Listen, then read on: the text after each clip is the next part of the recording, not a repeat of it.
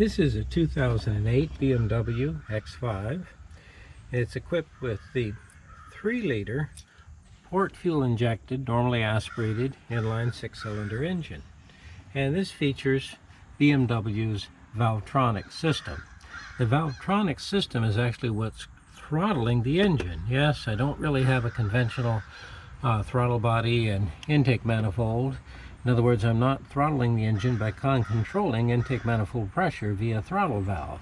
Instead, I'm actually throttling the engine, controlling engine speed and power output by controlling the lift of the intake valves. And I do this with an elaborate mechanism driven by this servo motor. Now I have an oil leak here. This is a high mileage engine, well over 170,000 miles. The valve cover has been replaced, so we don't have an oil leak there, but here unfortunately did not freshen up this seal there for the Valvetronic system. Now, because of the extremely high mileage of the vehicle, not only are we replacing the seal, but we're going to go ahead and freshen up the Valvetronic motor. This one, of course, was purchased online, and as you notice there, eBay and other sites such as ECS Tuning, you can see European car components for the older vehicles at very, very reasonable prices. Now, as I remove the Valvetronic motor, a couple of things I want to be aware of. When I unbolt it, I want to go ahead and back out the worm drive with a corresponding Allen socket, and I'm actually using a 4 millimeter Allen, and then I'm going to actually remove the 2 Torx fasteners, and this happens to be a T25. Be careful, because a T20 will be very loose. Make sure that you've selected the right Torx driver. Now the trick. What happens is I have a inverted Torx socket that needs to engage this fastener here, which is retaining the Valvetronic motor to the anchor there, bolted to the valve cover. So here I have purchased actually a set of inverted Torx sockets, and these actually work very well, and this happens to be an E8. So we'll go ahead and start our process. Now what I'm going to be doing is go ahead and removing this bolt. Now it's not too bad in this vehicle, but many vehicles you want to be extremely careful that you don't drop a fastener. So oftentimes a powerful magnet can come into play to help capture any fastener that I have removed. And you want to, of course, keep all your fasteners together, not lose anything, etc., etc., etc. Losing some of these specialized fasteners would be like losing the key to the vehicle. Alright, so there it comes, and we'll use the magnet, grab it, that way it can't get away. Put it carefully in the pan. Now we're ready to go. Now I can go ahead and remove these 2 fasteners, and I'm not going to be able to just jerk the motor out. I'm going to have to do this gently, and I'll go ahead and back the worm out, and the motor should just slip right out. Okay, here I've removed the bolt that's retaining the Valvetronic motor to the anchor. I've removed the 2 Torx fasteners that retaining the seal. I wouldn't necessarily have to taken those out at this point. And now I'm going to go ahead and use the E8 socket to remove the 2 inverted Torx fasteners retaining the Valvetronic motor.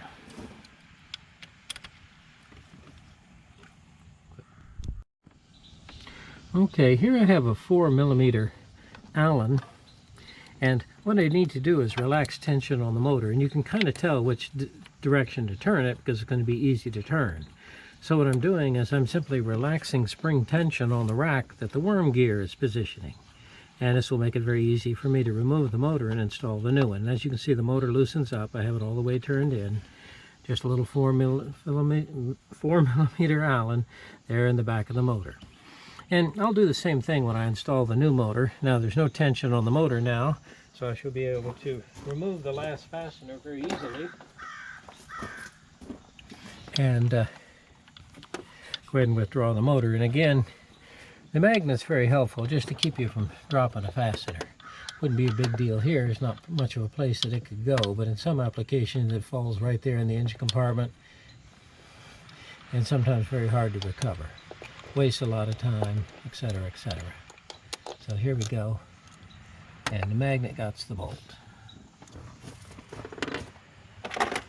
All right, now hopefully we'll be able to just gently withdraw the motor. Okay, here I'm using a little 4mm Allen to carefully unscrew the motor from the rack. Do this gently, don't damage the gear train. See what I'm doing? When I turn that, that turns the gear. Now what's plaguing me right here is this seal. So if you're replacing a valve cover gasket because of a oil leak, chances are this is really the offender. And of course, not to say that our plastic valve cover doesn't leak, warp over time, etc., etc. It need to be freshened up. But in this case, what I missed last time was the Valvetronic motor seal, and as you can see, my little wells are filled with motor oil. It's kind of a nuisance. It doesn't leak very fast, but of course it smells as it leaks there on the exhaust, upsets the operator of the vehicle, etc., etc. So they smell the oil, not good. So we're going to go ahead and take care of that right now. Okay, here I'm just simply using shop towels to sop up as much of the oil that leaked out over the last 6 months or so of the vehicle's operation. Some of these passages are really tight, and I'm just sopping up the oil. It's not necessary to get it all out, but I'd like to get as much as I can. And now we're going to be putting a new seal and a fresh motor on there, and that should take care of our problem.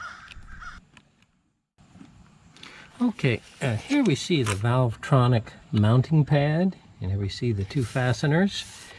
And these fasteners what retain the seal there to the valve cover, and these two fasteners are going to retain the motor and clamp the seal here to the mounting pad. Now here we see the gear rack that's going to be moved back and forth by the worm gear of the motor, and as you can see, this one has been leaking. So we've carefully sopped up with shop towels all of as much oil as we possibly can. You don't necessarily need to get it all. And here we see the bracket and the anchor. Now this actually comes with our new valve cover, but as you can see, this bolt anchors this solidly to the head, and then the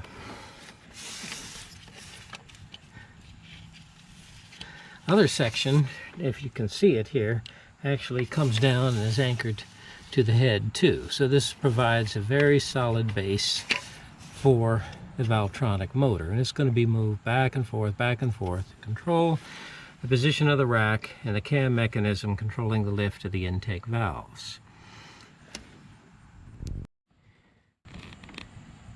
Okay, here we see the old seal that was leaking, and of course it's not really damaged, it's just very hard and brittle after, I guess, 11 years in service and 200,000 miles. And here's the brand new one, and sure enough, oh, it's very soft and pliable. So this should go a tremendous distance here to correct our leak. And of course, obviously, I see the drain right there, and go ahead and position it correctly and mount it to the pad, and of course there with the motor. Okay, here we see the Valvetronic motor seal, and sometimes it's just a little confusing of which is up and which is down, but I do see the mounting holes offset, and apparently what their intention is that the offset should be up, as you see it here. Now what happens is I can't just put the motor in here. What's going to happen is I'm going to have to use the Allen driver, little Allen wrench, my Allen socket, and carefully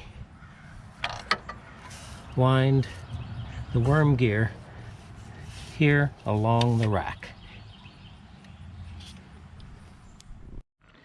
Alright, here I'm using a inspection mirror, and what you see in there, that's actually an oil jet that's spraying oil there on our Valvetronic gear mechanism. And there we see the rack. Rack teeth are a little worn, but they're not damaged. I'm not setting any codes, I'm just leaking oil, and my new motor will index with that. Okay, here we see the 3 fasteners for the Valvetronic motor. They happen to all be exactly the same. External Torx 8, and here we see the anchor and the 2 that are retaining the motor to the pad. They're part of the cylinder head, and they're to the bracket. They're attached to the cylinder head, but they're on top of the valve cover. Okay, now here I have the 2 external Torx fasteners connecting the Valvetronic motor loosely to the pad. And here I need to attach the bracket, but you'll notice that in order to center this correctly, I need to carefully crank the Valvetronic shaft, the actual worm gear screw, back and forth to center it properly. And then what I have is I have my little Flex E8, and we're just going to set it right in there and make sure it's straight. This is all done by hand. And just turn it gently.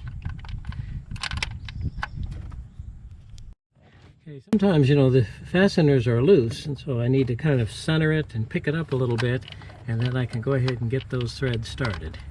And then it's going in easily by hand. So what I'm going to do now is go ahead and just snug it down, not tight, because I've got to tighten the pad first. So here we go.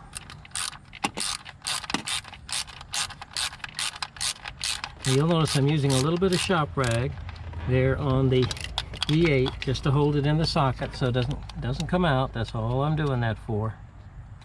And it makes it a little bit easier. If you can recover this, fine. If you can't, well, hey, it's not going to hurt anything. Okay, here we have the Valvetronic motor loosely mounted. I have the motor shaft and worm gear positioned on the rack so it's not under tension. Using the little 4mm Allen. Here are my seal retaining fasteners, conventional Torx, and then here of course the motor mounts, external Torx. I'm going to start off by carefully torquing down the Valvetronic motor, and now remember these are just E8 Torx, so we're talking about inch-pounds here, not foot-pounds. Then, of course, I'm going to fasten down the mount for the bracket. And I'll go ahead and torque down the seal to the valve cover. And then I'll be ready to plug everything back in. Okay, here's the new Valvetronic motor and the brand new seal. And here we have, of course, the 2 conventional Torx fasteners, and then the 3 external Torx fasteners that retain the motor. So all nicely put back together with the ignition coils and the wiring harness. Everything's plugged in and ready to go. Hopefully this will correct our oil leak. Now all I have to do is just put the beauty cover back along with the air cleaner and airflow meter, and I should be able to start it. Now as I turn the key on, the DME system is going to be confused at the position of the Valvetronic system, so it will then have to reposition the motor correctly. So we'll let it go ahead and do that there as we turn it on and see what happens. Okay, here we see the engine beauty cover, and of course, as you know, a BMW engine will not run properly without this in place.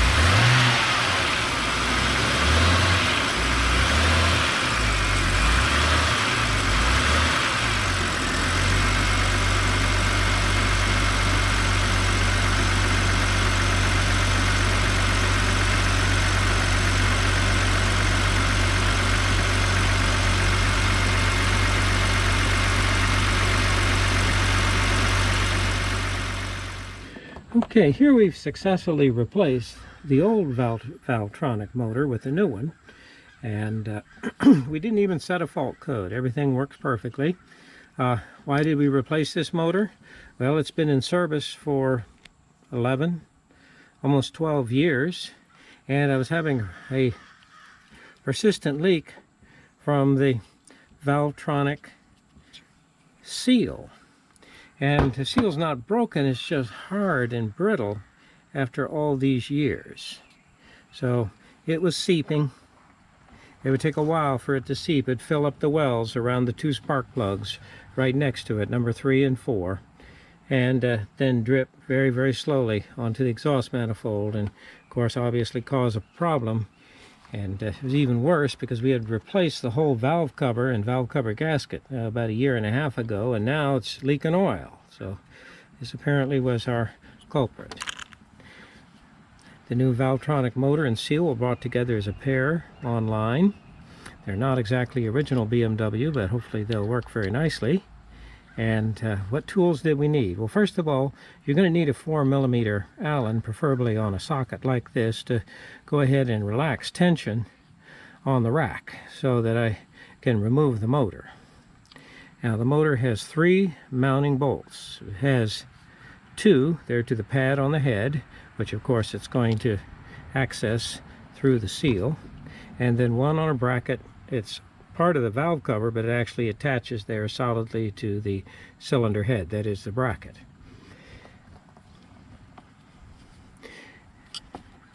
Now, to remove the bolts retaining the Valvetronic system, you're going to need an external Torx 8, and especially this lower one right here.